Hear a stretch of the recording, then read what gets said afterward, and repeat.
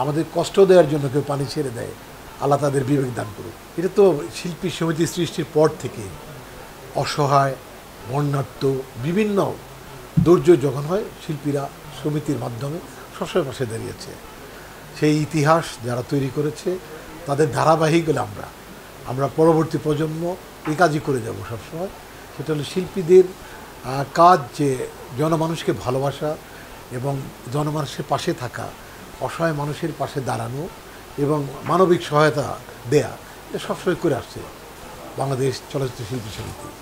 এবং from the beginning যখন থেকে বন্যা হয়ে গেছে তখন থেকে আমাদের এই সমিতির শিল্পীরা স্পটে আছে, কাজ করছে, সহায়তা দিয়ে আসছে, মানুষের পাশে দাঁড়াচ্ছে, অদ্যাবধি চলছে।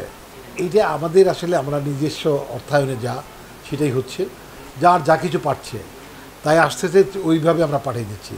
আমাদের সনি কাজ করছে, ওইদিকে মুক্তি কাজ করতেছে, এবং আমাদের প্রচুর শিল্পীরা আছে ওখানে তারা কাজ করছে। ডেফিনেটলি আমরা তো যাবই, আমরা না গিয়েও কিন্তু থেমে নাই, আমরা কিন্তু পাঠাচ্ছি। আমি পাঠাচ্ছি, আমার সেক্রেটারি পাঠাচ্ছে, আমার অন্য অন্য কলিগস যারা আছে এখানে কর্মকর্তা সবাই পাঠাচ্ছে। এখানে দীপ জলবাই দেখছেন যে প্রতিদিনই একটা, উনি কিন্তু আমাদের সমিতির সেক্রেটারি, প্রতিদিন একটা দুইটা পাঠাচ্ছে।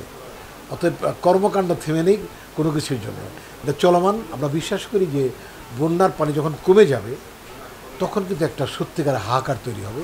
সেই জন্য আমরা এক্সট্রা প্রস্তুতি নিচ্ছি। তাদের বাড়িঘর তৈরি থেকে শুরু করে, তাদের চৌকা তৈরি করার থেকে শুরু করে, তাদের ঔষধ, তাদের পানি, বিশুদ্ধ পানি, সব কিছু নিয়ে আমরা পাশে দাঁড়ানোর একটা ভাবনা চলছে, আমাদের থাকবেই।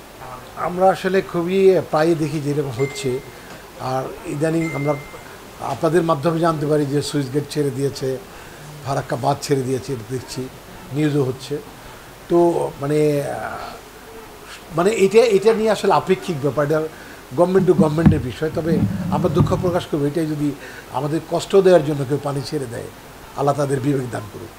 এটা আসলে প্রকৃতি, আল্লাহ দিয়েছেন।